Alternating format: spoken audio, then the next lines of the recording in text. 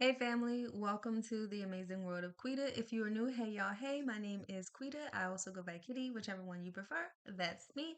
Welcome to the channel. If you are new, hey y'all, hey. Take a moment to like this video, subscribe for the vibe, and ding the notification bell as well. If you're a returning subscriber, what's up, you guys? Sending loads of love your way. Catch and receive it. Hope this video finds you in good health and high hopes. And by the end of this video, I hope that changes for you. This video is actually going to be a part of my dog walking playlist. That's going to answer, this particular video is going to be a 5 frequently asked questions Q&A, answering the top 5 questions that I get all the time. So if that's something that you're interested in, make sure you keep watching because we're gonna get into it. We're gonna talk about it. So for those of you who are new to the channel, I am a mom of 4 children. And then I'm also a mom to 3 dogs and a cat. And so um the questions that I get all the time, we're going to talk about in this video. So yeah. Question number 1. Question number 1 is the obvious. Do my kids actually really work for with me? Um they are 6, 8, 9, and 13. And yes, they do. And for those of you who don't know, oh my gosh. Well, should I back up? I homeschool my children. I've been doing it since the beginning. Love what I do. Love what it stands for, all that stuff. If you want me to talk more about my homeschooling and our homeschooling and what we do and ins and out of that, because we do things pretty non-traditional over here, okay? Pretty non-traditional if you haven't caught that from the tarot and dog walking. But yeah, we do things pretty non-traditional over here. So and that's why you're over here because you are a non-traditional person and we love you and we welcome you. But yeah, so yes, they do help me. They've learned dog handling. They've learned basic obedience, and every day they put these what they've learned into practice. So they definitely get that hands-on experience as well as the educational part of it as well. Um, if you see me looking down, I'm looking at my notes, so excuse me in advance. But yeah, like I said, every moment for them is a even me. Every moment is a teachable moment, and we take that serious. Like I said, they know how to handle. They know dog safety. They know the safety in how to handle a dog. Um, they help with routines, and we alternate responsibilities, and they alternate responsibilities. It's fun and it's teamwork, and it teaches them things. So if you want to see some insights on that, then definitely leave me a comment in the description box below and I'll make that happen for you, family, because we love you and that's what we do. Question number 2. How do I keep everybody from getting bored? That's a really interesting. Yes. But yeah, how do I keep everybody from being bored? Dogs and children. First of all, don't be calling me boring. Don't do that. But no, it's like, first of all, when the dogs actually see the kids, it triggers for them. Like they see kids and they know, oh snap, we ready to play. And then when I don't bring the kids or when the kids aren't with me, they're like, okay, we might play, we might not. But when they see the kids, they automatically are in play mode.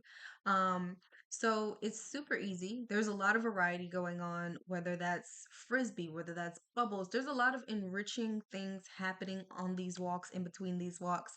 And if you're a member, then you definitely get the ins and out of what I'm talking about.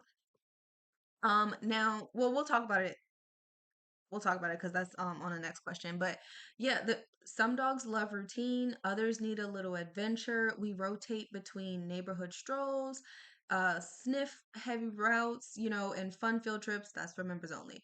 But for people who just do the solo walks or people who just do a single service, then the way to keep the dog engaged and not bored is just literally through taking it through different strolls, different neighborhoods, because like sometimes they just walk around the block. But if we go on a different route where they've never been or where it's been a while, all these new smells, all this new dog mail they get to explore, you know what I'm saying? All these different scents and all these different stimulations that's happening on the walk. So we don't get bored over here. It don't. There's a lot of adventure, a lot of things, a lot of activities. And then with kids, that's just amplified. Okay. But yeah, like if you pay attention or if you've noticed, if you subscribe and ding the notification bell, you would have noticed that the shorts, the YouTube shorts that we post up there of the dogs playing and things like that, it don't get boring. Like, cause you would think like we do the same thing every day. Like we're throwing the frisbee. Listen, this is this dog's time. Okay, this is his favorite toy, his favorite time of the day. They enjoy it. Okay, they don't really get bored. Because we like to switch it up and we do different things different times. So, really no walk is the same. For real, I can say that. Yeah, cause it's true. This one I get all the time. This one should have been my number one. But what kind of dogs do you accept? I accept all dogs. We welcome all dogs, big, small, medium, large, in between that. We welcome all dogs, but we do not allow all temperaments. Okay. I don't accept aggressive dogs. I didn't say breeds, I said aggressive dogs. So if your dog is an aggressive dog, then we might not be a good fit for them. It is okay. Um, well, I don't know if this is a question or not, but um if your dog is if you're not sure if your dog is good with kids, that is okay because with a solo walk, my kids don't have to be there. With a solo walk, it can just be me and your dog. Um so that's just something to note about that. But I do not accept aggressive dogs. Period. Non-negotiable. Non-negotiable. Like I've had shy dogs, and the thing about shy dogs is shy dogs can also be aggressive. That's why with if someone says their dog is shy, I definitely highly request a meet and greet. But if a dog is socialized and they have that high energy and they're good to go with other dogs, then we're good. We're golden. But dogs that are typically like shy, sometimes you got to watch out for them because their fight or flight kicks in and they might get a little snippy.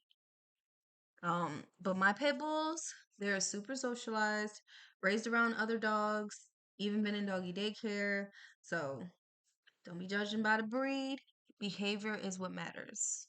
And if you follow me on my Facebook for Fun Fact Fridays, I talk about just myth busting, ball busting, those myths about pit bulls because they definitely do have a bad rep, and I want to put them in a better highlight.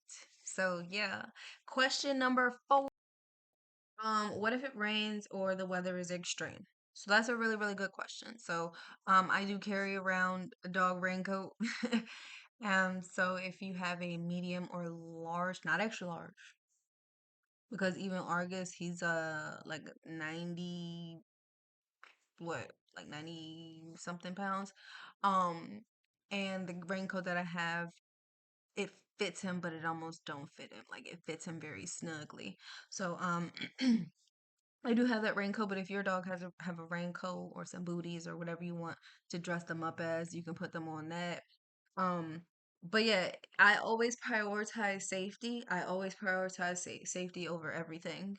Um, and your dog's safety is important. So in extreme weathers, as far as like snow, um, rain, um, heat, or cold, um, what happens is uh, it just depends. But walks might be shortened or rescheduled, or we'll swap in enrichment indoors if now we only will swap indoors if you're a member. But for a regular solo walk or for the package or anything like that, if the weather gets extreme, then the walk will get shortened to like a 15, 20, 30-minute walk, 45-minute walk, whatever. It will get shortened. And then if it's really extreme, like there's ice on the road, people sliding, schools are closed, things like that, then we're gonna reschedule it. And being that you already paid, you won't have to pay for the rescheduled date. We'll just talk about it in it. We'll just talk about it, you know. But yeah.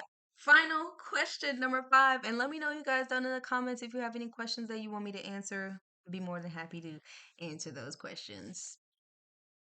Or if you have any dog slash or, any type of video requests, leave them in the comments down below.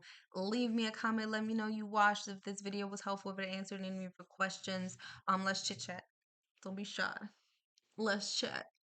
Okay, the fifth and final question that I'm going to talk about today is what makes you different from a daycare? That's a great question. What makes me different is the obvious. I'm not a daycare. And I've worked in a daycare setting. So the thing that really makes me different is that I offer one-on-one personalized walks. Your dog, and if your dog is a part of the membership, your dog is getting more than a walk. They're getting an experience. They're releasing their energy. They're getting all of this, they're gaining a lot from this, and so are you as well when you join a membership. But um I'm all about personal care, and that's what your dog is getting when you book a walk with me. So, in a daycare, like I said, I worked in a daycare and I love those dogs, but at the same time, like I couldn't really build a deep personal bond with them because, like we're on a set routine, and like there were times when we're outside and we get that engagement, we get that play, but it's like with this personal walk, it's just all about me and this dog. It's me and your dog. No other dogs matter at this moment. It's just me and your dog, and they get that one-on-one attention that they need. Where if something comes up, it can be noticed pretty immediate, things like that.